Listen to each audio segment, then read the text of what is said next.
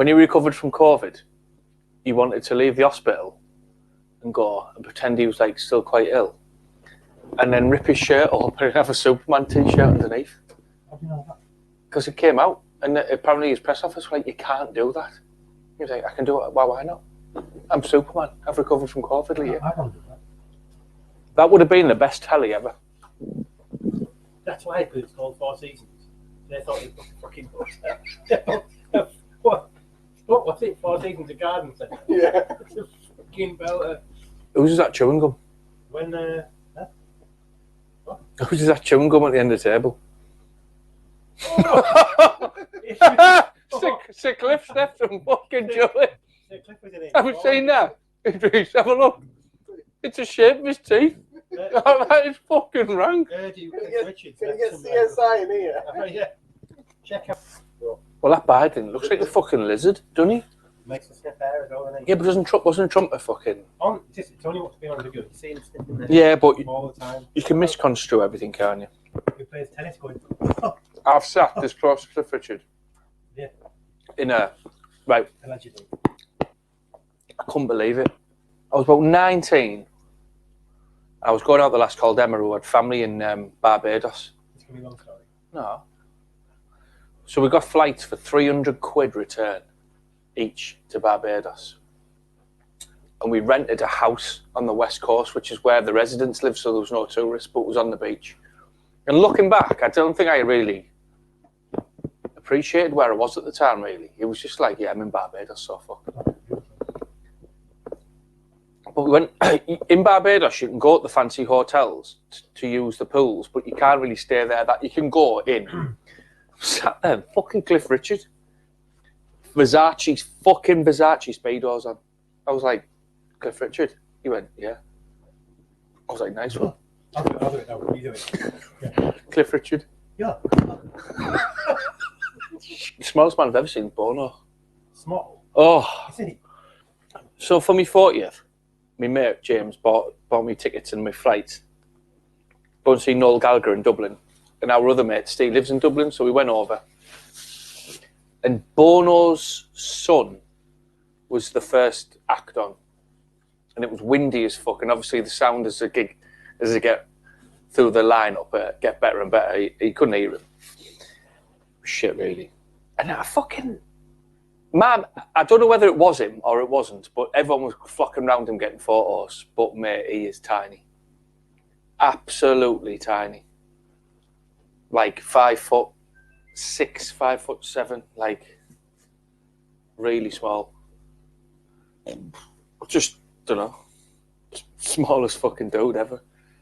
No. I remember being a kid and fucking Keith Chegwin throwing chewits at me in the town hall. Really? Cheggers. My mum and dad took me fucking Keith Chegwin.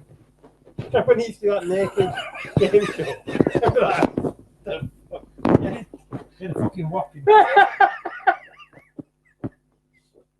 Who throws chewits at kids? Fucking chewits. I'll see you after. I'll see you after, you little shit. Chewits. I didn't go in the corner shop before I get to the game. Get some chewits. There was a bag of... Thought about my own fucking pocket. Fucking who throws chewits at people? Keep checking. Hello and welcome to the Borough Mankind pod. My dad is on this podcast and he swears a lot. Some of you may find it offensive, and some of the language and words may also offend. My dad isn't bothered, but we have to warn you.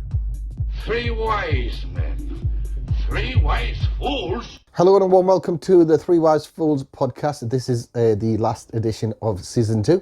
It's a bit of a review program, and we have the team in the studio, as you can see, and we just had some nice pizza and we're just chilling. And well, no, the crack was we were meant to start at 6.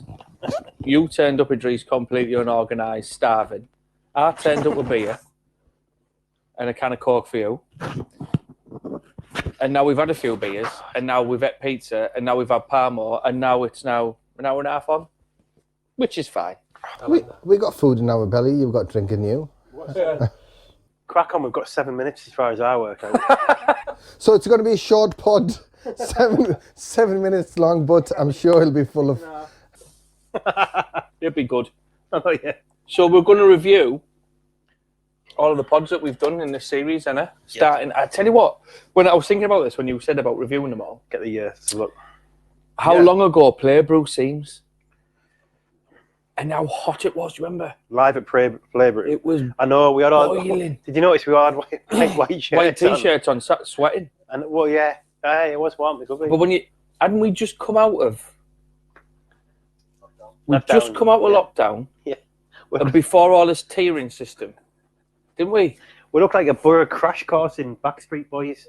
It's horrendous. There was nobody. Going back to that though, there was none of this. You must stay 2 meters apart.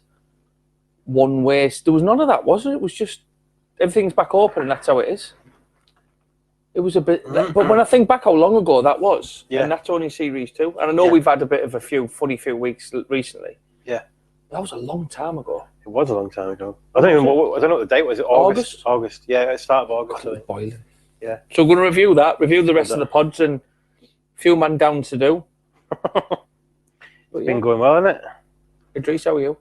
Yeah, well, feeling better now. Now we've had some food, but Were you starving? no, I had one of those days. I was back-to-back meetings, and I didn't get a chance to have lunch. So, it was either me just trying to waffle my way through this pod, but I wanted to do it right. As ever.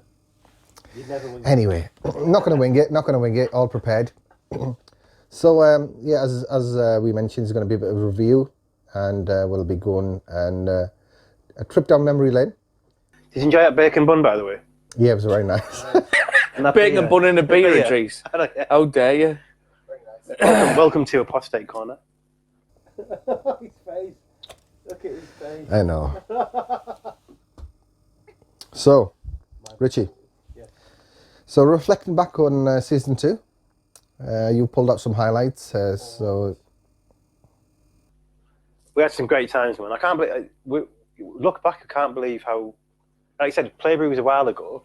We've had just 6 cracking interviews, and we've had some cracking technical failures, and then we've done the best, and probably we've had the best and the worst, but not from the people we've interviewed, but in terms of trying to pull this damn thing together as well. It's been great, and we've had recovery connections in there. We had Chris McGlade, the local poet who definitely knows it. We had Gareth Howell on, talking about walk and talk in Redcar. He's since done another video for us, which was all about promoting like local grassroots programs. Just does a fantastic job. Bit mind blowing actually how things had even moved on when I spoke to him the second time. Some guy called Dean Windass, have you heard of him? Yeah, used to kick a sphere around a grass pitch. Mike Lancaster, our last one as well, with a couple of technical hitches that we'll have a bit of a giggle about later on as well. The show must go on. You'd never know what was going on. It's been. If it wasn't for the Pringles. I tell you what, I've got fucking spice burning my lip here off that pizza. You got spice, what? Burning my lip. Under that. It's been for me. I mean, when I look all the way back to like Rory, Dave, and first guests that we had on, and looking back to now, look at how the things that we've done in this series. I know it's been a long series, but so we started in August. It's been a credit to everyone, really. All 3 of us. Yeah. To go from, I had the idea of the pit market, didn't I? Of saying why do not the pit market itself. No, yeah. Fucking yes, that was my idea. No, I had the idea of us doing a show at the pit market and spending 3 or 4 hours there, a few beers, chatting to people, getting people down. Obviously, because of COVID, that never happened. So then Phil, thankfully, gave us Playbrew for the night. And I'll be honest, with the help that we got... Didn't give us any free beers, though, did he? No, he never does, mate. No, he doesn't. Just saying, Phil, we appreciate it. I don't blame him. But then we had, like, people coming down and helping us film and stuff like that. And just... I was watching that back to today, actually. Who was the guy that filmed it for us? That's the Playbrew. Fantastic job. Yeah, did a great job. I'll tell you what we'll do. He's got a wedding and video and photography thing, and we'll put it up on the page to push him. And if we haven't done that already, that's...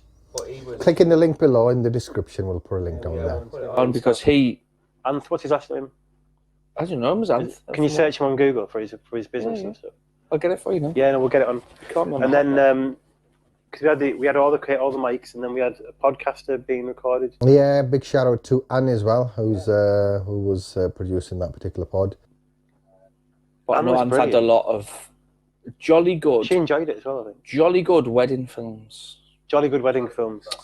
And I think what he kept texting to, didn't he, saying this is a nightmare because he didn't have the sound. He had the sound and the visual different, didn't he? Yeah. Obviously, I don't know. Oh, it's hard work, the editing and stuff. That is like, but he did that for free, and came down, did it for free, and the help that we've had, the support that we've had, the crack that we've had, the stuff that's come out of it is just, it's been, I love it. We've got so much work to do and change. I know that Dot from Recovery Connections had said how aligned what they're trying to do is with what we're trying to do. Like, they end up supporting a lot of men. You know, they very much take the open-minded approach. You know, it's kind of like she said, our objectives are aligned. We could do quite a lot together. And I think when a bit closer to when we can see lockdowns out of sight, we'll go back and revisit. But we'll do that again. But I think if you look at Gareth though as well, 100%. What Gareth is doing is what we're trying to do, and I never realised when I rang you that day and said about I'll join the Borough Man Can campaign, the first time I ever spoke to you, to see where we are now. And for me, it's humbling to see that so many people within our area are trying to help people.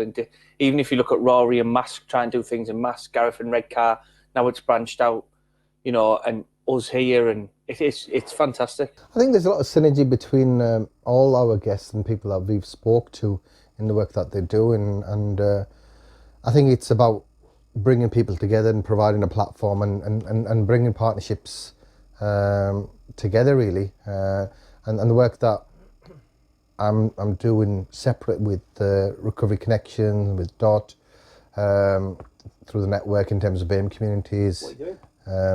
You know about that? Yeah, we're delivering training to, it's called coaching. Has that come about since the interview? Yeah. Has it?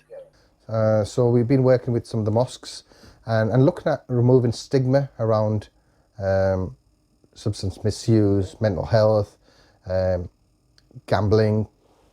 You know, we had 2 training sessions in here, socially distanced, and we had a group of people that were online as well through Zoom, and it had really positive response from community members. So we got. How good's that? Was that because of the link, or was that being planned anyway? Well, I hope it was as a result of our discussion, because Doc got in touch with me saying they've got this project that they're doing, and if we can support in some way. And I had a discussion with some of the community groups, and the trainer, David, he's based in Johannesburg. We've got another coach that did the delivery in London. But, you know, we were all sat here, and it was a really good session. That's the guy she was talking about from... Yeah, she mentioned him, didn't she? Yeah, it's an organisation called Ubuntu. And Ubuntu, it's... But just that thing that we've had from that group in Canada and Australia? On Twitter, just people have picked up on this, like, you know, posting things on Twitter, and this organisation who promote men's health internationally, Canada and Australia predominantly by the looks of it, and they retweeted some. They actually put a specific tweet together to get that attention. They're called, I'll pull it up in a while, but yeah, you can see it on our Twitter there. It's just great to know that, like, internationally we somehow through social media we're getting that interest. That's how it should be. That's basically what the world is to some degree, isn't it? Hopefully, well, you know, because there's people from Borough all over the world, isn't there? Really, and the Borough Man Can logo will go all over, won't it? The Men's Health Research Program, it's called. And they tweeted about kind of just the campaign in general, and then linked to our website and to our podcast, Men's Health Research Program at UBC. There you go. We've also been contacted today about another podcast, see if we can do some work together. And I just had a quick look, you know, when you look at it in the message window, I thought I'll have to reply to that one later and I'll look at it in more detail. That's like, I think it's like a food, like a mood food, I think it's called, the podcast. Right. Food Mood or Mood Food. So we'll have a chat with them. Maybe we do something back and forth on the podcast and share those things. As ever, we're open-minded, aren't we? And anything's a new angle. But I think when you look at every guest that we've had on, no, like the 3 or 4 that we had in a Playbrew, to like someone famous like Dean Windass, I think, Chris who's trying to do his stuff. It's been brilliant. And without them, really, we couldn't do it. Yeah, I really enjoyed the drive down to Hull with Dean. I think it was a great afternoon. Loved it. And we thankfully had really nice weather that day as well. Sat in his garden having a few drinks and yeah. The bacon sandwiches and fillet of fish, I think, ×2. Yeah, fillet of fish. Fillet of fish. Fillet. Do you remember the advert? Oh, fuck. The Scandinavian gadgets come on the McDonald's advert. The fillet of fish for my wife. Yeah. And I have never in my life seen anyone order fillet of fish. Just never have. And you ordered 2. Like, I have 2 fillet of fish. And I'm sat in the car going, in my head, I fillet of fish for my wife. Just off the advert. He reminded me, and that's like, I said to him, because I remember he said 2. When I thought it was that for his wife. It's the only thing I can eat from Mackie D's, isn't it? I didn't think anyone would know, remember it. Or wedgie burger, but you know. Because there was a guy saying like 1 cup of char. One cup of char. Chinese fella. And a fillet of fish. And the bloke going, have 1 Big Mac. No, 3. Yeah. Make it 3. You're not going to eat 3, are you? 2. 2 fillet of fish and 3. Oh, yeah. I didn't eat 2. You damn well did. You ordered 2? Yes, you did. 2 fillet of fish. I remember it well. I've looked at the expenses form you've put in one of your bits. yeah. Oh, yeah. Sorry, you just had 1. I'll get them. Yeah, you just had 1, that's right. Yeah. I'll get them. Business lunch out of area. If it was writing it off, it would be 3. I did the other day at work. Me and my mate went to Leeds, get a statement, and we're like, get in, you can claim your dinner back because you're outside the force area. Straight in there. He's trying to get out of the force area as much as yeah, just claim your dinner back. Hey, God. So we've had a funny few weeks because... it was a bit of a shame for Dot and Ricky. We had the technical stuff. I mean, we'll not labour it, but it's to do with the virtual, having to do it on virtual on Zoom and so on. That was hard. They kept going back in. The studio was so hot, do you remember? They had so much good stuff to say, and they had to sort of make out whether our questions were what they were. They were excellent, though. And they just did it. They just carried on. They were way more professional than we were. I think when you talk about professionalism, it just shows what we're trying to achieve is 3 blokes just trying to help. And luckily, we've got the studio and the technical equipment to do it. But at times, shit happens. 3 blokes trying to inspire everyone else to link up and help. Shit happens. And do what they do. But I mean, one thing it's shown is that there's that much good work going on. Not one of these people, all the way from everyone who came on the Playbrew, from Dot and Ricky and all the way through to Mike, it's all been in their own time. It's not like any of them been paid. And I looked down the list and I thought none of them have done it. Like, they're not getting paid to be doing it. One. It's all been in their own time. Same as us, It's I remember Chris McGlade had messaged me about Dean Windass. Right. And he'd said, I've spotted Dean, he's just obviously COVID hitting. Wondering about a fee. And I rang him and he said, I'm not bothered about it. I'll just do it. And I thought, this is brilliant. Who, Dean? Yeah, he's just like, I don't want a fee, it's fine. I'll just do it. Like, it's fine. Don't worry about it. Come down. And I thought, it's just brilliant. Because his livelihood, he was telling us, wasn't he? It's gone to shit because of COVID. He can't do his guest speaking. He can't do his after dinner speak. I think his words were, I can't do fuck all. Yeah. So yeah, I like the eloquent angle. I always do. But yeah, it was. He's brilliant. Dean was fantastic, like as ever. But I think we've had a funny few weeks as well because we had a few technical issues with Mike where my phone died. Idrees decided just to piss off and leave. He'd had enough. Went to pick his son up, then popped back up.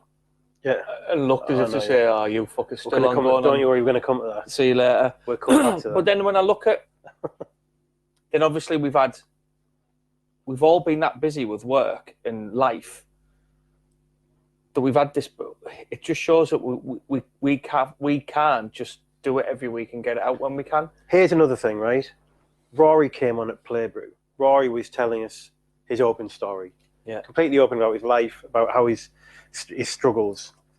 Dot and Ricky came on. Ricky told us about his background, how he came through living in the back of a van, overcoming homelessness, you name it. And that automatically makes you feel much more connected straight away.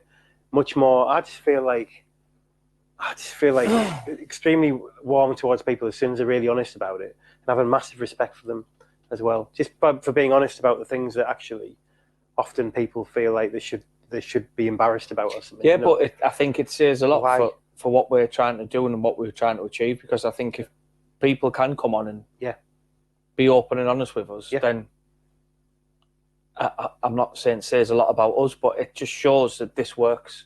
And the day that someone comes on and goes, I'm not telling you my story because I don't feel comfortable, is the day you say, right, fair enough. Yeah, I'll hand that over then. Someone else will do. Because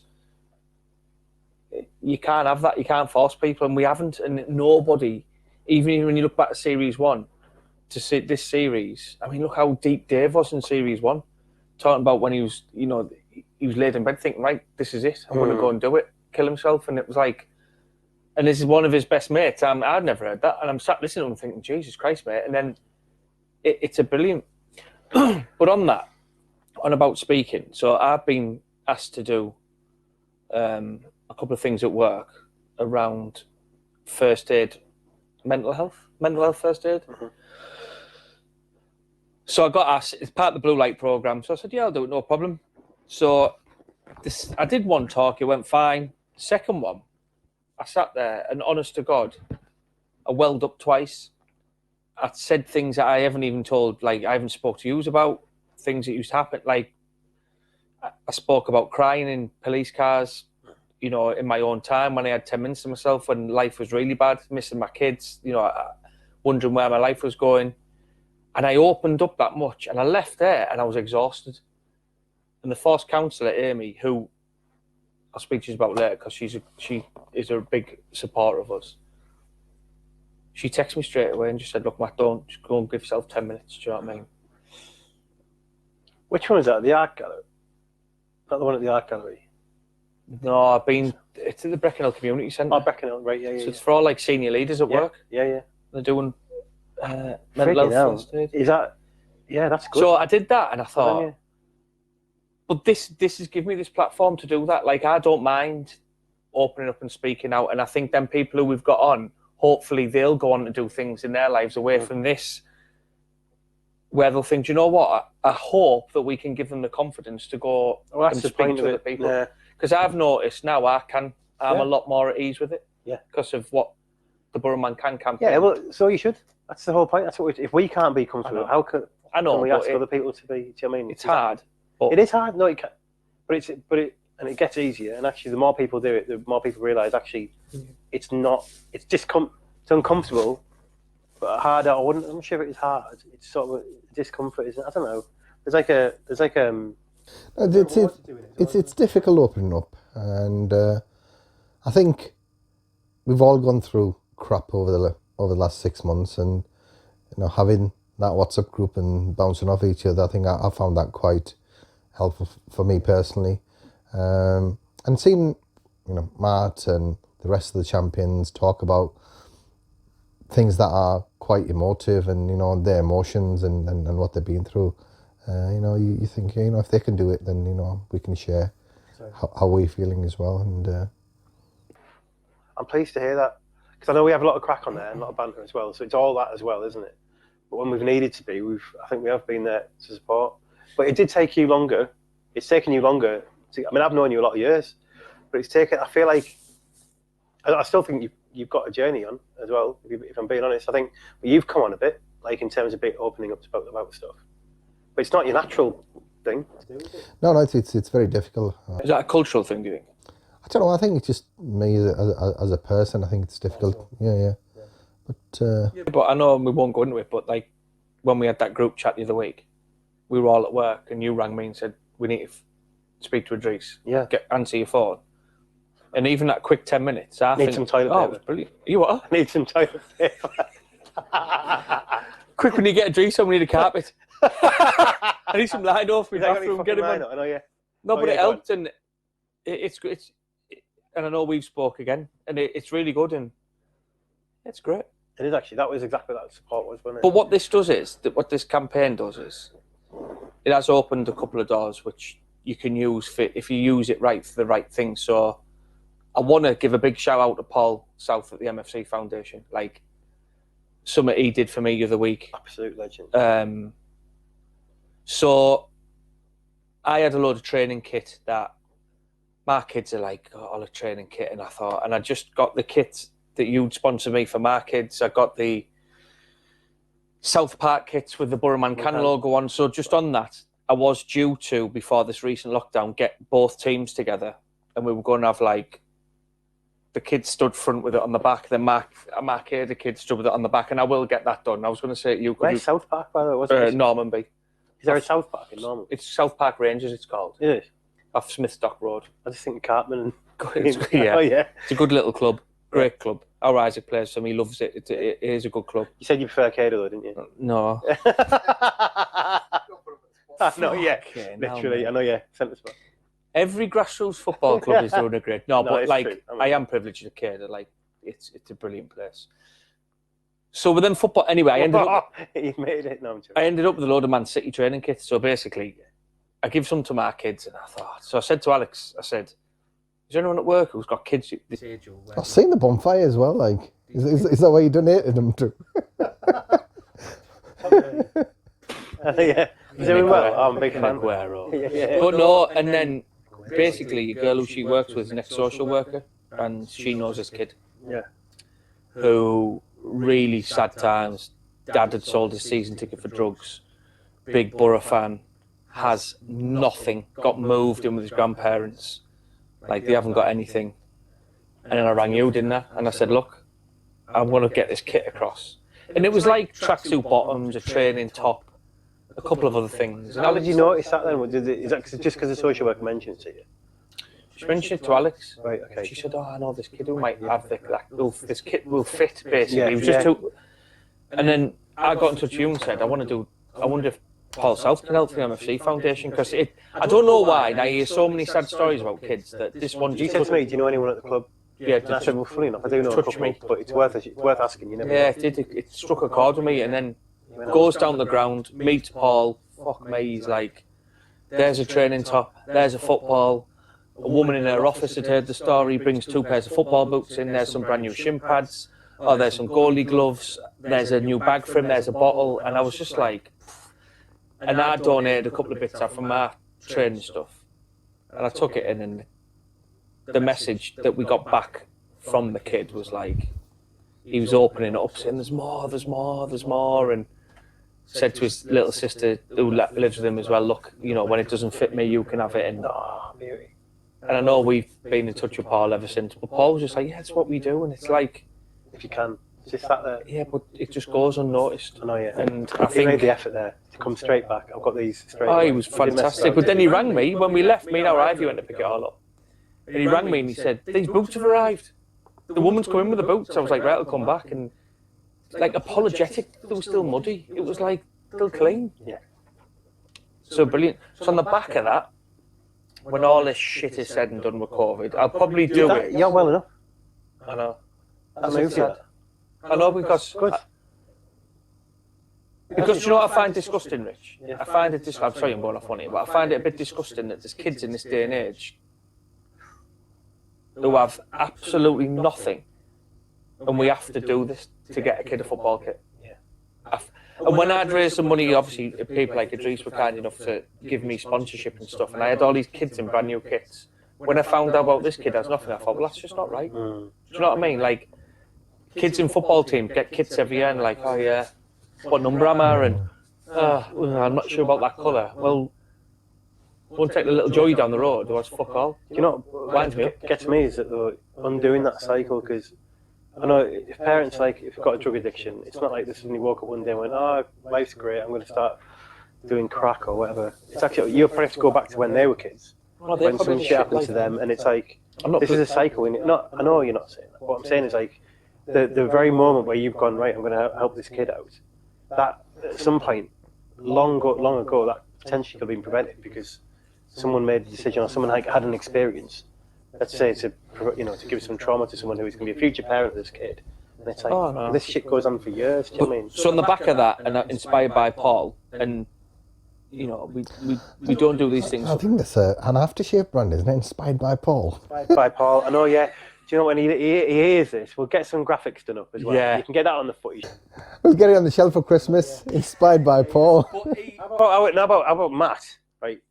Slicing up some onions, you know what I mean? Like, Crying. tears flying down. It's called Inspired by Paul. And Paul flies in with a pair of football boots. Yeah. Clean them. Give him the last little buff as he comes in.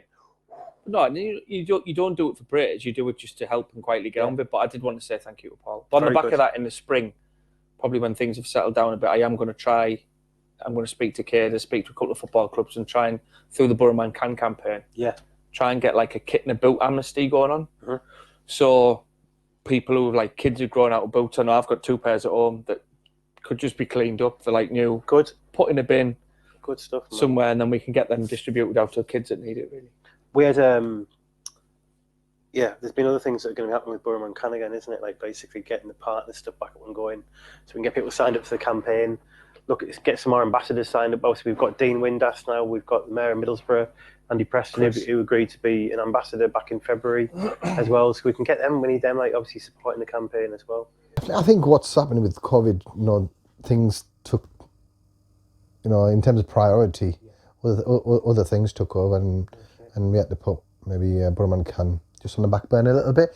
Although we've still been doing, other things on the periphery, but some of the core stuff that we talked about maybe got delayed a little bit. But I think, over the Christmas period, I think there's opportunity to give it a bit more attention and some more focus. You still got the massage studio open though, didn't you? So that was a win-win. Is that right? The Borough Man Can massage. Yeah. Invite only. Fuck, mate. Yeah. He's got a video with a pipe to show that. yeah. Classic. What did you... I mean, yeah, Ricky and Dot from Recovery Connection, that was a good interview. But I just feel like we need to revisit them at some point to get when we can open it up, like you said, when we have some sense of normality again, and then we're going to do it face to face. We can maybe go out to Recovery Connections and do it there. We said we'd do that. We'll make sure we do, I think. Actually, we're going to see Dot tomorrow, myself and Quiff. Do Quiff. Fucking Cliff. Do Cliff. Cliff Quiff. Yeah. Who's left his fucking Chewy on the desk? Oh. What? Look, there's the Chewies. Oh, I can't cope.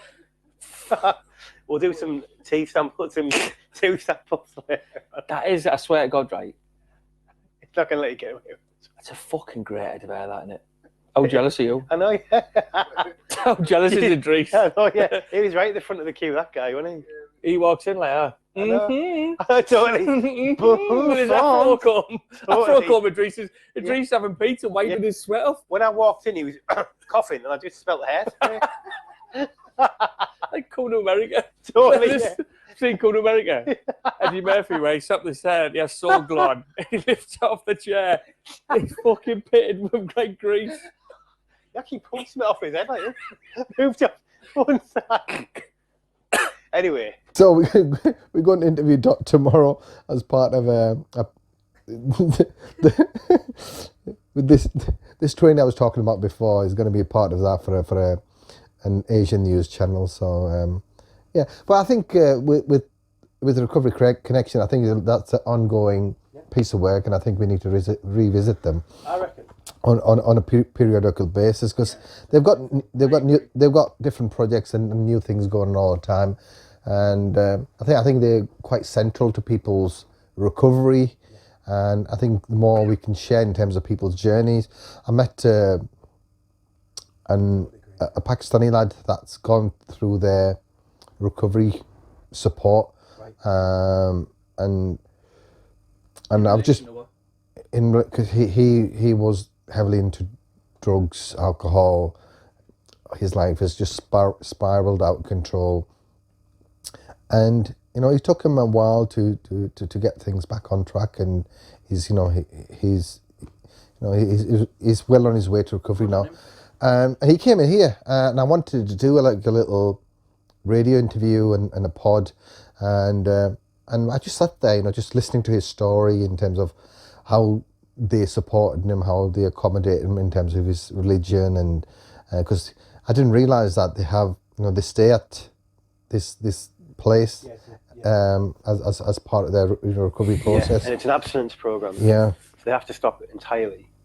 Anything they're doing. So you have to be well ready for it. But it's like residential, like you said there.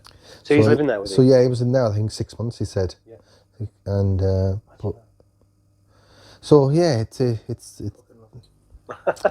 But yeah, he was really singing their praises because he said he wouldn't have been able to done where he is now without their support, and I think stories like that need to be told, just so the community is aware what support and help is available out there. Was he a local lad then? Without mentioning names, obviously. He moved to the area from another town. Does that make it easier for presumably to get away from. Well, he did say that in terms of gang and drugs and the culture he was in, he wanted to get away from that environment from Middlesbrough, and just moving away didn't really work, and he was still.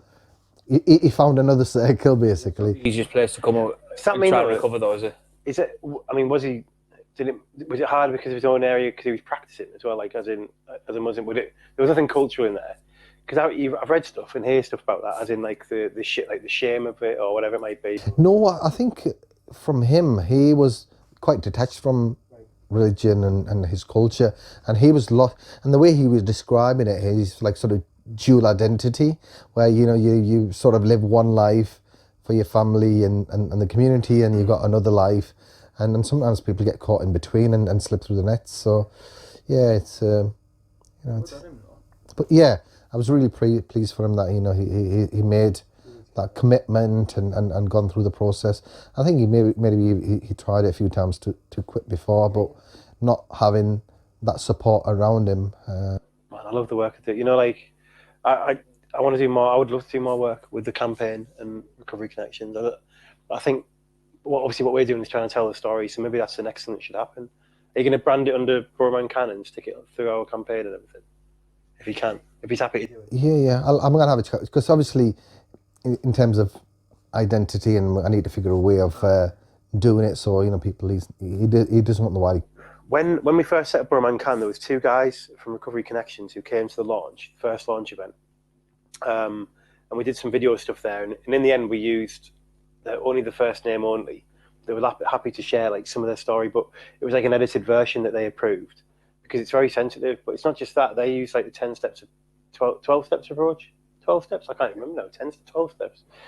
Anyway, part of it is very much about kind of there's elements of it which you do not keep to yourself, but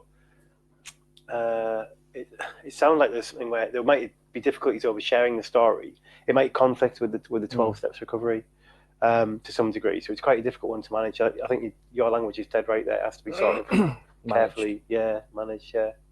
But equally, there aren't many. You don't see many examples of Pakistani lads, for example, telling their story, and it's like we need more of that, don't we? In the same way we do everything else. Like.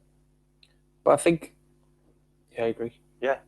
But looking back at the pods that we've done and how that helps people, I think there's a couple of things I want to start to pick out. So, like the Playbrew pod, for example, there was a segment in that where Rory, we had this conveyor belt of guests in. We had our Elizabeth on and Catherine from Barefoot Kitchen, who was still doing really good stuff. Barefoot Bellis. Doing really good stuff. Yeah. I'm surprised you can remember any of it. I was all right then. All right. I'd only had about 100. No, I was all right when the pod was going on. It was after. It was good crack. But there was a point in that pod where we spoke about lockdown and the effects that lockdown had. And then we got on about the advantages of COVID and lockdown, whereby, and I know we're in another one now, which is pause button. Shambolic. Yeah, a bit like the pause button. It was like almost as if to say, right, it gives us a massive opportunity to look at life and say, money's not everything. And you made a really good point in it, Idrees. You were saying it does help when you are financially comfortable, but ultimately it's not the be all and end all. And it's hard now in life where you're on a street and someone's got a new car and your front room looks shit and someone else's front room's got this massive telly and they're all sat in comfort, and you do get envious of other people's things. But what we said about that in the pod was, and Rory agreed, you agreed, and even Anne was nodding at the time, was it doesn't mean anything. No cost. And finding happiness is not about money. Yeah. And there was something that you'd said, which is going to resonate again with people, because I think this mini lockdown that we're in at the minute is probably people are more fed up now than what they were then. And you say in that about you need to know what works for you. So you need to go and do it. And it's like everything that we always say in every pod that we do is you've got to help yourself. But it was just interesting to watch it back and look, and I thought, yeah, because I've noticed within myself, for example, I get that frustrated now with COVID and the crap that I just think I'm going to try and go out and I'm going to do something a bit. I mean, as an example. Do you mean like, it's just like you need to know yourself? You need to know yourself, basically. And this ain't going away, and this has gone on. Yeah. When I look back at that Playbrew pod, we thought it was ending. Yeah. We thought when COVID ends in a few months, and it hasn't. And in fact, it's probably got a bit more shambolic and worse. And people's mental health, people are struggling a lot more because people are losing their jobs more. You know, the businesses are affected more.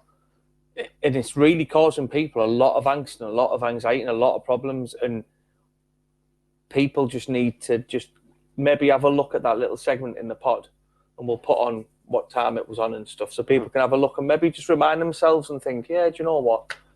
So to give you an example, the past couple of days, me and Al were meant to go away last night and tonight to Ravenstonedale, beautiful pub called the Black Swan. We were going to stay over, took the dog, going to take the dog, a couple of nights away, some beautiful food.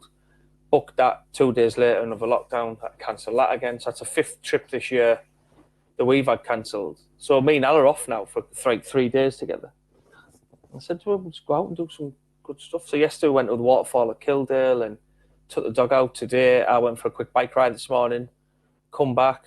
We went to Cobbeck at Osmotherley, drove along the Hornby Road, right across the top of the moors to Helmsley, got a nice sandwich, cup of coffee, drove back, swung by Revo Abbey on the way back. Just nice things that you can do that doesn't cost a lot, but makes you feel good. Yeah. And it was something from that pod that resonated with me really, and I thought, yeah, do you know what? But just on that Playbrew pod, I looked back at it today and I thought, yeah, man, proud. I was quite proud of that. What did you think of Chris McGlade, Adrian? I'm sat on his chair, and I think I've got a habit of moving about during the pod, driving about. But I thought it was great. I think it was nearly 2 hours. I could. No one else spoke, did they? No, I could just listen to him all night, and he was like one after another. And I thought it was great. Do you understand? Did you get any inkling as to why he might be perceived as controversial? Yeah, because people don't like it, do they? And what does he do for men? What did that do for men's health? That podcast, because I think it's a hell of a lot. Actually, I'll give you my own thoughts. I think people will find him controversial because he says things that a lot of other people think and don't feel comfortable in saying. They feel pressured to not say those things.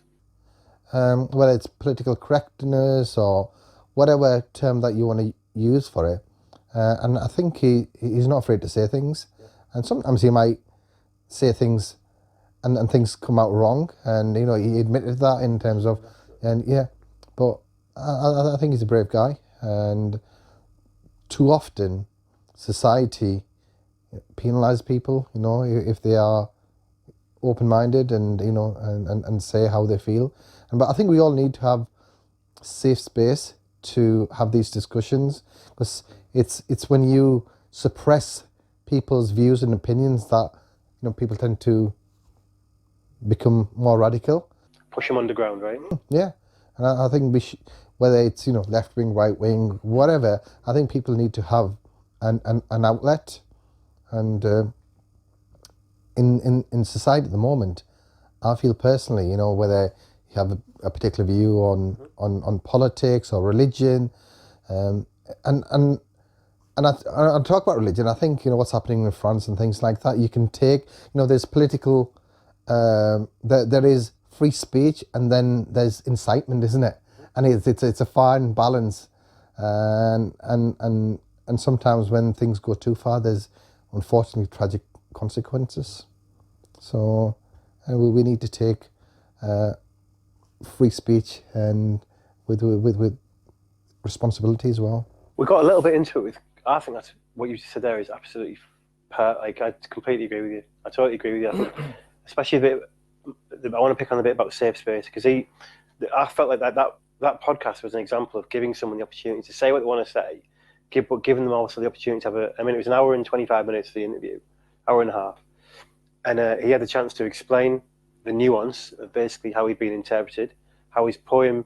I don't remember. He said his agent that he'd moved from one agent to another, and the agent at the time when he wrote the poem, "The Right to Hate," was actually a Jew who was a Zionist supporting Jew, who thought the poem was fantastic, and it's like, we talked about the Jewish tropes of, criticizing one person actually in particular, which is the banker, what's he called? Rothschild. You mentioned Rothschild and so on, and it being like a Jewish trope and so on. But and I mentioned to him at one point in the interview about intent. It's absolutely to do with intent, and he made it clear that he'd never said he hadn't said the N word, he'd never said the P word in hate. He'd never said it. It was about the right to be able to say things without basically everyone suddenly jumping in. You can't say that. You can't say that. Cancel culture. Now, tied up in cancel culture, we didn't get into it in a lot of detail, but is the far left feminist kind of movement who seemingly think they speak for all women. I know for a fact that they don't, because speaking to women, I think a lot of women I speak to about that far left radical movement who basically, man haters, whatever you want to say. Most people in the middle have got like a sense that actually whatever you do for women has an effect on men. Whatever you do for men has an effect on women. And if you're going to focus, you can't just focus on just one thing and expect the other thing to not be negatively affected if you don't give a shit or any consideration about how it's going to affect blokes. Yeah. That was really interesting because you talk about kind of free speech and we talk about how men get treated.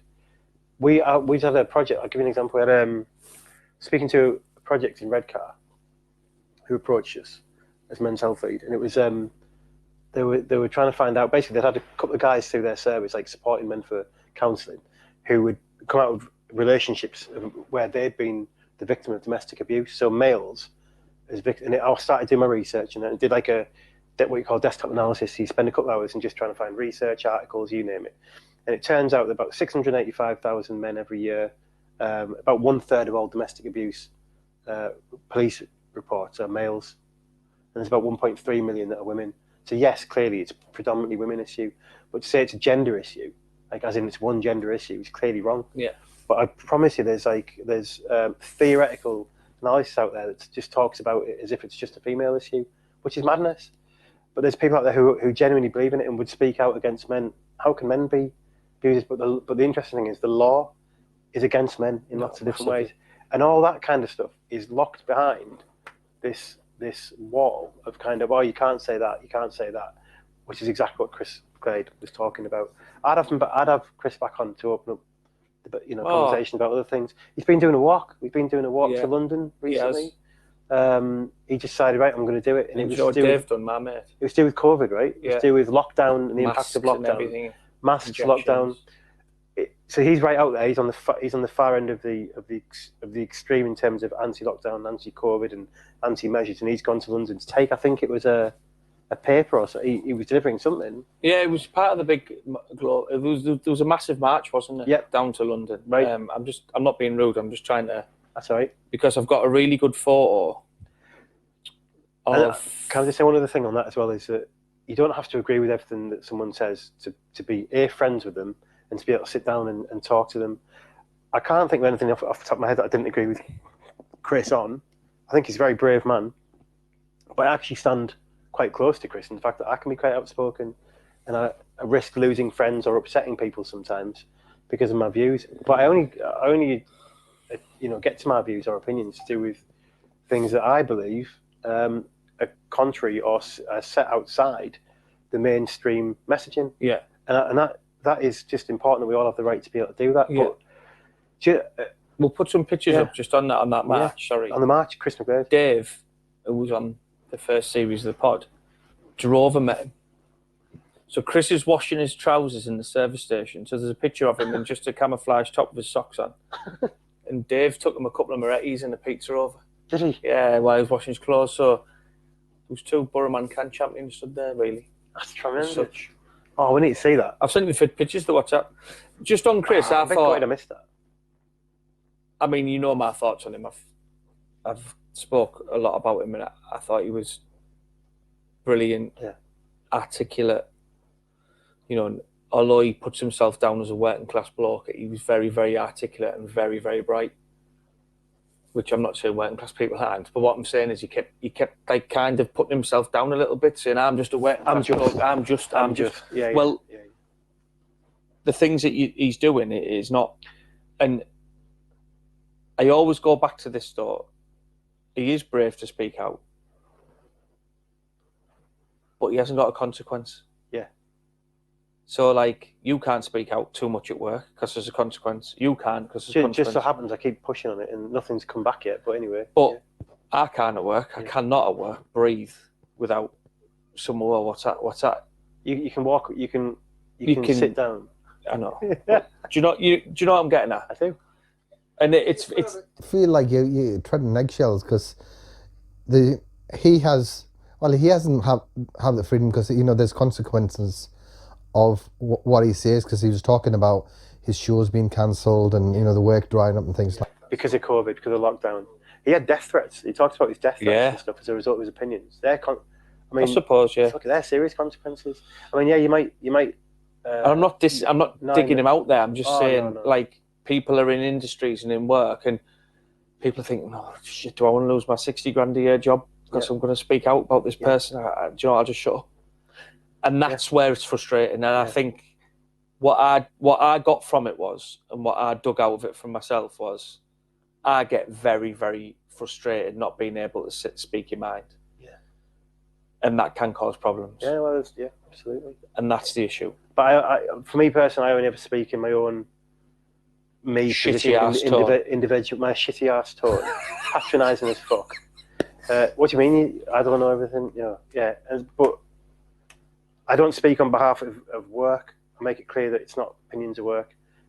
The triathlon club, whatever. I don't speak as whatever I'm involved in. It's me. Yeah, I know. And I'll take and same for Chris. He does that. And he takes it. But he does. But actually, what you find is there's a process people go through, isn't it? Sometimes it'll piss people off. You'll get all the threats and stuff like that, and then eventually something comes back round, and people end up often being celebrated, but they get shot down before they get put back up again. Or vice versa, they get put up there so they can be shot down by the media and so on. So it's a crazy manipulative world, and I think he described the whole global issue and stuff very well. And I know there'll be people who completely disagree with him, and I'd sit down with those people and listen to what they've got to say with equal interest, to see what their thoughts are. Absolutely. As well. So he was a very, and he talked about his mental health, talked about his difficulties in life, and he made it perfectly clear that to quote him, it's no great shake to talk about how you feel these days, is it? Just a quick break from the pod to tell you about the campaign. Borough Can is a men's health initiative that aims to increase male access to health services through the use of role models and inspirational stories. Visit www.boroughmancan.co.uk to find out more. Thanks for listening. Let's get back to the pod. And what he meant by was comparison to when he was. Well, I've been listening to the Movember stuff on the radio, and I know they do a great thing. Isn't it shaved for Movember because everyone's grown beards while they've been? I don't know. Apparently, but they were on about. And they keep relaying the message on. Like, I listen to TalkSport a lot, and they keep saying, men need to speak out, men need. And I listen to it, and I think, yeah, you're right. But why is this message not getting delivered every day? Why do you just do it for a campaign? Annoys me. Do you know what I mean? Like, I do, it's Movember, which is I take me out. It's a brilliant campaign. But then they come on the radio and say, yeah, men don't speak out enough, and the footballers are on, I know, they don't talk, I know. So next month, what are you going to talk about? So that reinforces it, you mean? If you keep saying men don't talk about it, all you're saying is men don't talk about it. Yeah. It's like when we first started the Borough Can campaign, the subtitle, we said, Borough Can, if this man can, why can't you, right? And then one of our pals, Chris, he said to me, he was an NLP, he does NLP, and he said, why can't you? That's a negative feedback loop. It should be, how can you? Yeah. Which is a positive way. So actually saying, men don't speak about it only reinforces that I'm fucking telling you, men don't speak about it. And it's like, no, men do speak about it. That's what our campaign's about, basically. I like But that. equally, it's not about mental health awareness is one thing, but mental well-being, what you do about it to help protect yourself and keep mentally healthy is what we should be talking more about. It's not just a campaign thing. No, that's not Movember's fault. Yes. It's just that it should be getting drummed in more. Agree. Gareth Howell, Walk and Talk, ex-Royal Signals. Actually, I've done another video with him since for Think Well, which was like for like a promotion of a number of grassroots programs. We did 10-minute video, did an interview with him in Redcar, and he's brilliant. And he's moved things on. He's done some mental health first aid training so he can support. He gave me some feedback about struggling to find contact details for services. I mean, there's a lot of work that goes into commissioning NHS services, like Impact on Teesside. So you can Google that, and that's like your free NHS therapies. But to find it, it's not on Middlesbrough Matters. It's not on a lot of like up-to-date websites. You've got to. It's quite hard to find the details. So these not necessarily the services, but when you commission services, there needs to be much heavier support on promoting these things. So he gave me some useful feedback about that, and he's just getting more and more into it. And one of the questions I asked him is, I asked everyone I interviewed, what do you get out of it? And he's like, it's not selfish to say, but he gets a lot out of it because it's a purpose for him. He does it in his own time, but he loves it. But if we didn't get anything out of this, would we carry on? No, well, exactly. You just think you're just doing it to pay. I don't do this to pay lip service. Yeah, I do it because I get some out of it as well. Yeah, so good on him. I agree. And Walk and Talk. Simple concepts are often the best, aren't they? Yeah. And I'm quite proud of the fact that he not arrogantly sounded when he said it at all. And he said, I'm not being funny. He said, but I know that people have told me that I've saved lives through doing this because having somewhere they can go, have that conversation. And it's like, we talk about suicide prevention all the time. It's a frigging walking group where blokes can come along and just chat about anything. And now he's got more comfortable being able to support them and send them on to other places. Brilliant. He now feels like he's got that more. Same with Rory. He's got his mum's mental health nurse. Some services, like some NHS services, will get the shit about that. They get really stressed about it. It's like, are they properly set up in case they have? Yeah, I think they are. I mean, at the end of the day, if you're engaging with blokes and you're decreasing their chance of getting to a point where they might. Do you know why they're set up right? Because it's genuine people just genuinely trying to help for nothing. And they've got lived experience and people that have gone through those issues. They lived through them, and they're the best placed people to help other people that are going through that crap at the minute. But they're not doing it for money. They're not doing it to get promoted. They're doing it because they genuinely want to help. Yeah. And that's what I've found from doing this, that you meet like-minded people who are just genuinely trying to help, and they are the best campaigns to get involved in for me because there's no bullshit. You're not going to be clinically spoken to. You're not going to be signposted somewhere, whether you like it or not. Your details aren't going to be known. Do you want to come along and walk? Yeah, you don't have to speak to us. Mm-hmm. 6 weeks in, you're still coming. Hey, my name's Matt. Nice one.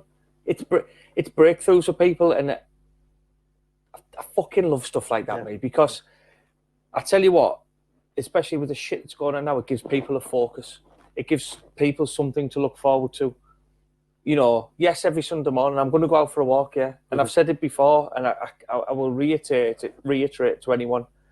You have to be selfish at times, and if your missus is on it, you're saying, "Are you going that walking group again?" Yeah, I am. I'm going on it because Gareth is a great bloke, and it saves all the shit at home. You've got to advocate for yourself first and foremost. If you put other people ahead of you all the time, you're basically saying to yourself that I'm not worthy of my own attention. Basically. I love what he's doing, and I love the fact he's getting more into it. No, he really is. Brilliant. So he's got they're actually, the link in Redcar have set up like a women's walk and talk, just to make the point that it's men only, women only, and he's got another one down south somewhere who set up there under his own same branding. He set up walk and talk, and he's doing the same thing. And that, I think, class. But it started with veterans, and he realised that actually, in his words, it's a bigger issue than I'd thought. I hadn't realised. He thought he was just focusing on the veterans thing, and he hadn't realised it was as big an issue. So he's clearly on his own learning journey, and it's like that happened without any involvement from Borough Mancan, without any involvement from the council or whatever else. But we have been able to help out by making the links, and the offer's still there. Gareth, like, if you need any support in terms of like funding offers, whatever it might be, or further support to promote it. I think sometimes when things happen organically and spontaneously, they're some of the sort of best initiatives out there, and people just, if you're going through that, it just resonates with you. You can connect with that. You can have commission services, and you can have, these projects that are offering help and support. People aren't going to connect with them as easily as It's a 24-hour, 24/7 commission service, but the number of volunteers who are involved in that, running it passionately, that they sort of inject this lifeblood into it that makes it really authentic. Rory does it in his own time. That's a Facebook group that's open 24 hours. They sometimes get messages put on there in the early hours, and then not Rory or his mum, but someone else comes on, and so is anyone available for a quick chat? They start PMing each other, and they support each other, and then people have made friendships on there, and it's managed. These things aren't they're not Monday to Friday 9 to 5. Yeah, but it's not going to the doctors. It's not filling the form in. Well, exactly. It's not popping a pill. I'll never ever forget when I went to the doctors. The fucking he was appalling. Was he? Oh, I've got to say, I know this won't be everyone's experience. There's some brilliant doctors. Yeah, there is. But he was. I went and I said to him, "Look, mate, I'm really embarrassed to be here. It's not me. Like, kills me this." And I just said to him, "I need some fucking time off work because I've had a right." And I told him, I said, "I've had a right wobble. I've struggled with drinking in the past, which I managed to do myself. Blah blah blah." I said, "I've been through loads of shit." He's gone. Have you looked at them? And he started showing me shit on Google, like about mind and stuff. Then he said to me, "How long do you want off?" And I just said to him, "Just write me off for 4 weeks, mate." I said, "I'm fucking done here." And I took the sick note off him. And I actually said to him, I said, "What help was that for me?" Did you really? I said, "You haven't asked if I feel suicidal. You haven't asked if I'm going to go and kill myself. You haven't asked this." I said, "That's just a joke." Wow. All you wanted to do was write. So then at the end of the 4 weeks, that sick note, I ring the doctors and I say to them, "I need another appointment with the doctors because my sick note's running out." Receptionist. "Oh, it's all right. Have you had one before? Yeah, it's fine. How long do you want? I'll write one out for you." I said, "Give us another 4 weeks. Take a bag of sweets." Wow. "Yeah, pick it up tomorrow." So basically, she goes in to see the doctor and say, "Matt Orman's rang you once another 4 weeks, eh?" So when I picked it up, I said to the receptionist, "Good job I haven't tried to kill myself in the last 4 weeks, isn't it?" She said, well, what do you mean? I said, "What questions am I getting asked? How can we get you back to work? And I know that's not every experience. No, of course. It's not. So the things that Gareth are doing, the things that Borough Man Can are doing, the things that Rory are doing, the things that all these campaigns are doing, is because people are sick of that shit. It might be. And they don't want that. It might be. They want help. I think it's also, I mean, it's never one thing, is it? We know that. No, excuse me. Fucking excuse me. I want to speak, cunt. Oh, I've dropped the C-bomb again. Idrees C-bombed again. Look at his face. Let's just pause for a second. Look at Idrees' face. He C-bombed again. It's okay. We can bleep her out. What's wrong with the C-bomb? You want to watch a documentary Stephen Fry did about English language and the change in language over the years, but he loves the C-bomb. Stephen, it's good enough for Stephen Fry. It's good enough for me, right? Oh, get on with it, you cunt. The lady, 10 points to Idrees. Yes, what was I saying? Yeah. Doctors. So I've had a fairly youngish male doctor who was brilliant, and he was just, again, all the same things. Asked me directly, have you been thinking about injuring yourself and so on and so forth. And then I've had 2 female GPs in the past when I've had support for different times.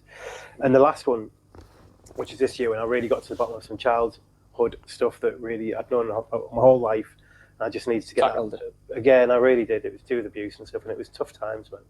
But it's stuff that I just had to have the right time in my life when I was really ready to tackle everything. And now I feel like, and this is quite sad really, but I think for the first time in my life, I'm stood in the place. And this is partly to do with the help of a good listening GP who got me through the right support and so on, who listened to that and then asked me about it every time I went in again. How has that gone for you? Do you feel like you're actually making progress on that and so on? And it's actually things that are just buried, you know. I mean, I've just had a bad example. But then you're not alone. But then this is why groups like this. Here's the other thing though. Men aren't always the best at advocating what they're there for as well. Like women, I mean, again, you talk about generalisations, not all women, not all men. But, well, I've been told to come here by my employer because they reckon I'm stressed.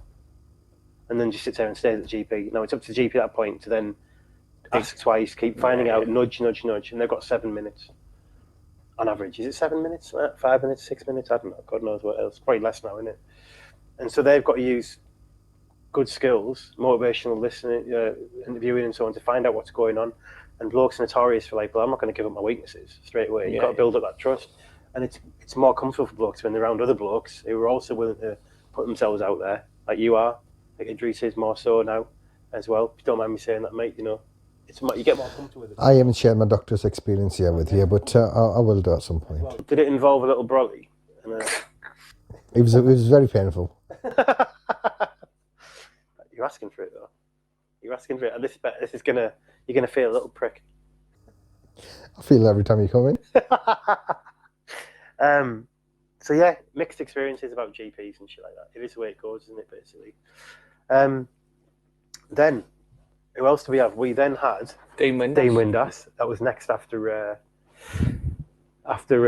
Gareth. And well, yeah, we talked about that quite a bit early on as well. But I think the last thing I want to say about Dean Windass was that I remember saying at one point during the interview, quite early on, it was right at the start actually, that you could actually be anyone, but it just so happens you happen to be someone who is high profile and is sharing the stories, an everyday guy who's basically experienced these things and has got into it. It just so happens that, you know, whether you're talking about, you know, being in massive financial difficulty and being bankrupted or having a divorce or having drinking problems, that could be anyone.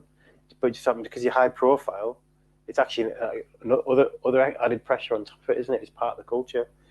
And so it's just refreshing to go, well, here's someone who can actually get potentially more people to listen to that conversation and have that same message put across, basically, from someone who's actually, when you sit down and chat to people, regular, everyday guy who's got some difficulties in his life.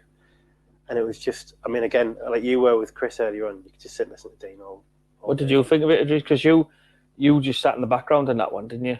Yeah, and because we follow him on the Burman Can Twitter, he's posting regularly on there, isn't he? And I feel because I watch his videos, he posts almost on a daily basis, and sometimes he's had a crap day, other times he's had a good day.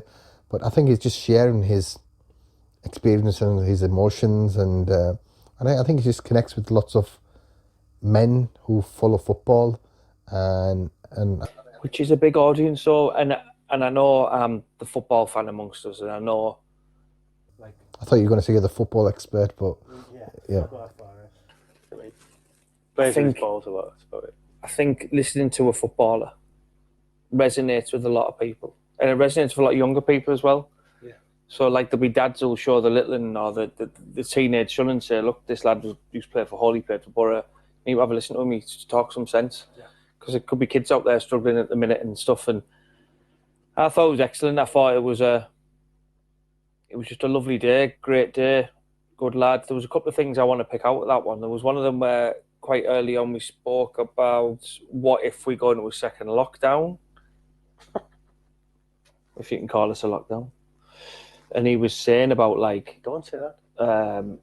Because I'd mentioned that we can't sit in the garden, and if the weather's shit, it's going to be crap in the winter. And here we are, do you know what I mean? And it has been cold and miserable.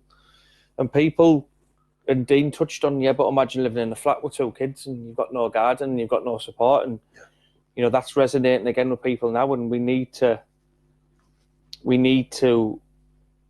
keep that in mind for people as well and keep supporting people because through this shit time, never mind just slagging COVID off, people are worried, and I think we do need to help people. There's people who are just on the edge as well. So there's another forgotten band of people who they wouldn't necessarily fit the criteria to receive extra welfare support or meals for the kids and so on, but they're just above it, and they're actually probably at greater risk because they often get forgotten about. Yeah.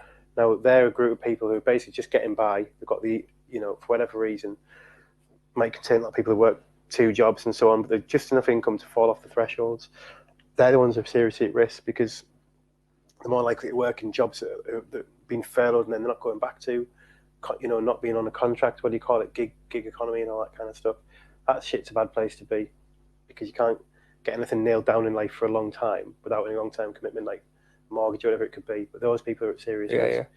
Look, mate, I mean, I've made it clear before about my feeling about lockdown, and it's purely to do with the fact that I think politicians can't look long term. I just think the whole nature of politics is that it's short termism. It's like, you know, they make decisions to stay in office, and I don't care what anyone says, that's the fucking case. And you know, if you get a toxic government who are basically more self-serving and aren't open to criticism, you know, it's very hard to have a proper democratic process. The other thing is, Jesus, I mean, 200,000 people's lives can be affected long term. 200,000 extra deaths potentially. Yeah. This shit should be making people not sleep at night, and I'm sure there's a lot of people who probably aren't at the moment. It's devastating. I can't get my head around it. But let's not go COVID lockdown again. Is what? Let's not talk COVID lockdown. Yeah, well, but there was that bit of that clip. Yeah. And then there was a bit about where I spoke about my drinking, and you said to me afterwards that he was really engaging with it, and I kind of felt a bit of a connection with him there, because I said I was sat there drinking, thinking, what the fuck am I doing? Yeah. And he said the same, and I just think the whole thing was just a great day, wasn't it? And we'd reached quite a high with that, and I was really, again, proud of us for that. He just an all-round lovely Top guy. lad. Yeah, I couldn't say anything opposite about anyone we've had on. I think we've been extremely lucky. Yeah. To have good quality people. Yeah, we've had no one on who we don't like yet. No. Roll on the next guest. I know, yeah. Well, hold on, we haven't got. That sounds like you're about to talk about Mike. No, I meant we'll get someone on who we don't like, so we have an argument. Oh, Mike. And there was Mike Lancaster. So Mike actually, he's originally from, I think he's originally from Durham. Lives down, I think, near Birmingham, I think he said. And yeah, he came up to a course at Redcar. Now, we're not endorsing necessarily other people's work that hasn't been commissioned, but Stephen Green had been doing, I think he's in construction in Redcar, does property projects, I think, and he did these mindset training days. And he's all been all over Gazette and all this sort of stuff. But anyway, this was a guy who came up with one of the things and had a very positive experience, Mike, who had just incredible life, and he told us about it in detail, like how some people get through some things they get through. I've got no idea, but we just do as humans sometimes, don't we? And then he had this life, that was his life-changing moment, where he gave his presentation, went to the mindset course, and turned everything completely around. What did you say? Like a mountain? I always say if you've got a problem, flip it like a stone. But he actually flipped a frigging mountain. The what he'd been through, I think I described it as you actually flipped the mountain. So he got to the top quite quickly. Yeah. And there was a point where he was talking about, he gave that example again, very openly, about how when he's struggling with a trauma, he boxed it up and drank and took drugs and drank and took more drugs. And that's basically, he's really talking about what a lot of blokes do. Back to what you were saying earlier. Why do you think people do? Why do you think blokes, way more than others, do it? I know women all people have a bit of a drink during the week, you know, some people, but why blokes particularly? Escapism. Yeah, I think you used the word crutch before. You know, you use drugs and alcohol as a crutch and as an outlet. So, which might resolve or solve the situation temporarily, but in the long run, it seriously harms. Definitely, it's that dependency, isn't it? But rather that than actually just say, "I'm struggling, I need help." I remember, I know we had some issues, and my phone died. And then I rushed to get it on the iPad. I could hear the rest of the interview. I just couldn't join in. Oh, well, you disappeared off the stream. I disappeared off the stream because my phone died. Yes. Then I got back onto it on my iPad. Mm-hmm. Then Idrees had left the studio because he'd fucking had enough. I was pointing at the clock and I'm like, I need to pick my son up. So he mic dropped. Yeah. And all I saw was Richie's eyes doing this. Looking at two blank screens while Pool Mike's going on. We're on the WhatsApp group. My phone's died. I'm trying to get back on. Idrees had to do one. His son's text him saying he needs picking up. Then all of a sudden, I was fucking crying in my front room. At the top right-hand corner of the screen. This face. Idrees looking at the phone in his car. Saw that it was still going on and went, fuck off. I think he had something in his mouth, didn't he? He had something in his mouth. It was absolutely hilarious. And Pool Mike, I mean, I will say it. I needed to go and get some Pringles. Yeah. It was all the talk of all the Pringles, wasn't it? It was good. Like, 3 times. You mentioned it 3 times and he's like, Get out of here. He kept saying, didn't he? I didn't want to go back then Pringles. Didn't want to get Idrees was like, fucking go go to Pringles. Yeah. Back, oh man, he went back on it, didn't he? He fell off the Pringle wagon. Wagon. Jesus. But I tell you what, listen to that. I was like gobsmacked how much he'd been through. So there's a bit where there was this bit where Mike was talking about, and actually a lot of the conversation was to do with like his physical activity. He'd been starting doing his run. He organised this like virtual run because he was meant to be doing a marathon, I think, if it was right, Manchester Marathon, and it was cancelled. And so he started putting on stuff on Facebook, said he was going to kind of do this run anyway. And if anyone else wanted to join him or, do part of it, not necessarily with him, literally, but do their own runs, and then he'd total it up anyway. He had a massive, built up like a lot of following, didn't he? And there was like literally, I think it was hundreds of miles, I think he said that people collectively ended up doing. But again, very brave to come on. He's come on and he's done, he's basically flipped that, and he's extremely positive, very motivated guy who ultimately has just found that he heard the right messages at the right time. Again, I just hope that maybe some of the blokes listen to that. We'll never even find out about them, although maybe not. But some people might listen to that and go, "Do you know what?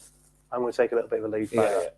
So being active, and it was nice to have a conversation with someone about not just like obviously things can be quite tough, but having conversations about all the things that we know helps, like being active.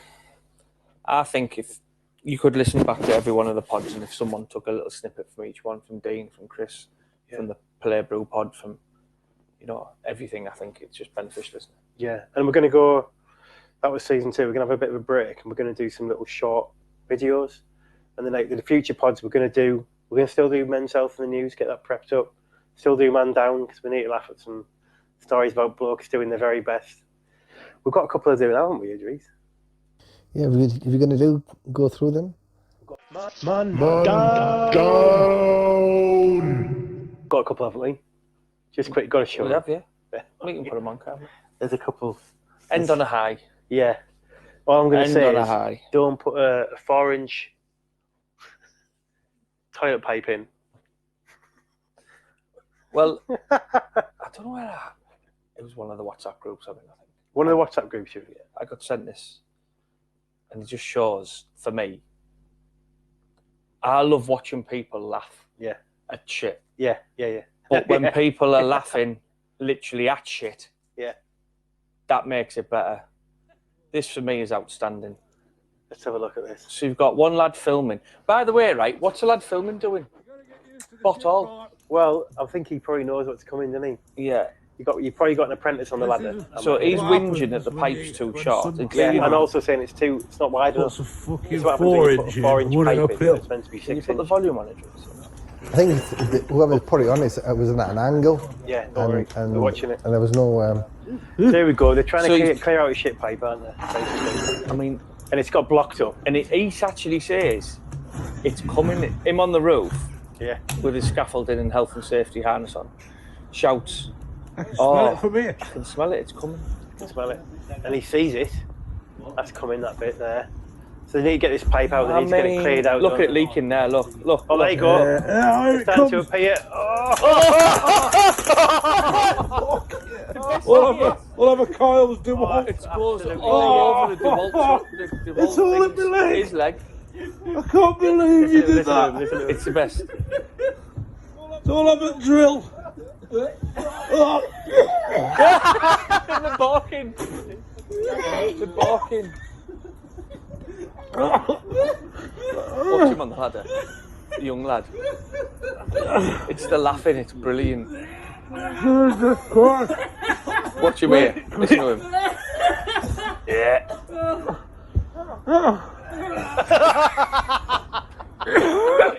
It's absolutely brilliant, and that is just. Has he got? Ask him if he's got a hose pipe. Ask him if he's got a hose pipe. Why didn't they put a bag on? I don't know. I'm never using that multi-tool ever again down there. Never use that tool It's again. them laughing.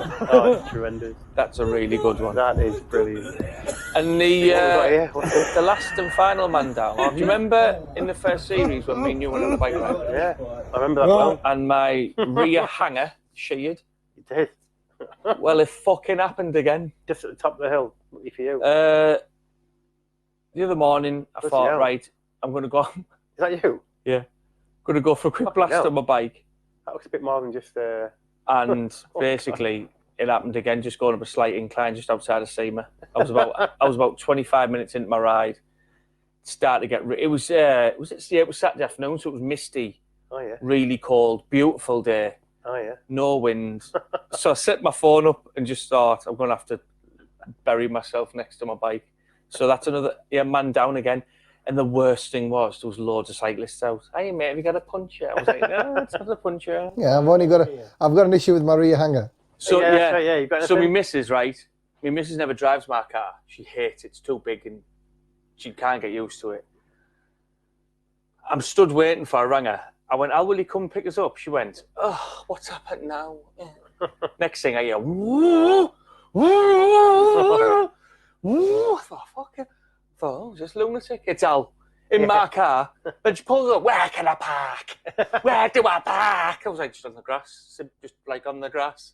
Been howling about it the last couple of days. I said, what? She went, I wasn't driving that quick. I was like, Al. Like, no, like in Top Gear when there's leaves flying all over behind the car. Batmobile. Yeah, flames out the back. It was brilliant. Brilliant. What's this one? So What's you got here? it was good. But yeah, man down again. You are man down too. That's the second time that's happened on the bike in like God knows. That shouldn't happen. You need to get checked out, mate. You need to get checked out. Mind you, it just happened the third time. I think I'll give you a little trophy or something with a little hanger. Cut the hangers. It's going to walk home. It's going to walk home and leave my bike at the side of the road. Yeah. Hey, God. It's all fun and games, isn't it? But there's some good stuff being going on. I think. What's he got here? I don't know. I think we're going to have to leave it at that one. We don't want to feature any. No, none of our WhatsApp chat. Where's that Trump one? Because we've obviously Trump is likely to have lost the presidency. And I'm saying that even though that. No way, kicks off as a baby. Oh, brilliant! This is brilliant. This is a man down. This is man down. That's not it. That's not it. Keep going. That's it there. That's it there. There you go. It's time to go. I know you're having fun, but it's time to go. Come on, let's go. Let's go. Come on. Give the ball to someone else. Give the ball to someone else. Give the ball to someone else. Mr. President, give the ball to someone else. Give it to someone else.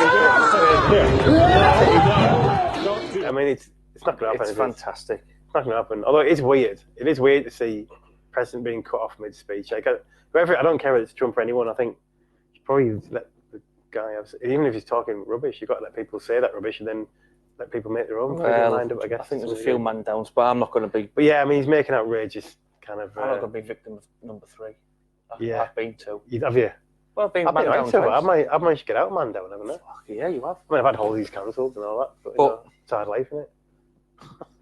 So we're going to do some different stuff next series and have a little break. Yeah, I think we'll still do the odd long form interview, need because sometimes you need to give people. We've had a series of quite intense interviews where a lot of it's been about mental health, and we're not just about mental health. We're about everything. Any type of health we do with mental health.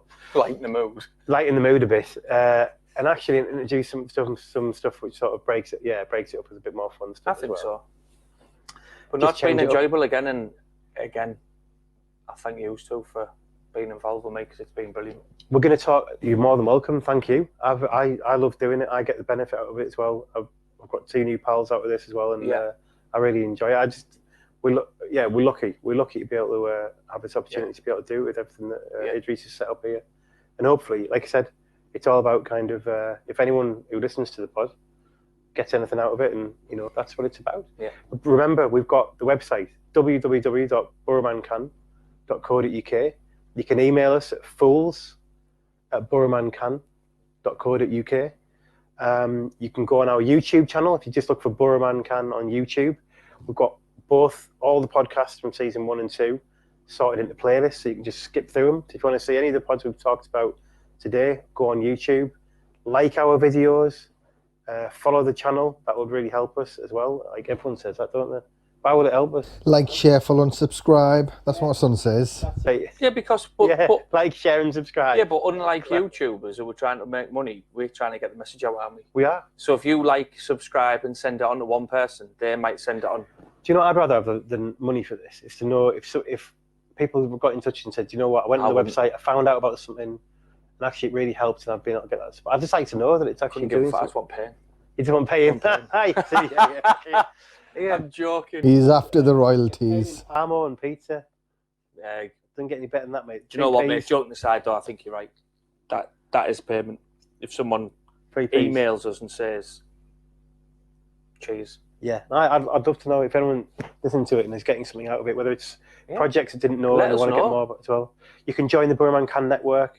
We can you can promote your projects through the Borough Can network as well. There's about 170 members of the network locally in South Tees.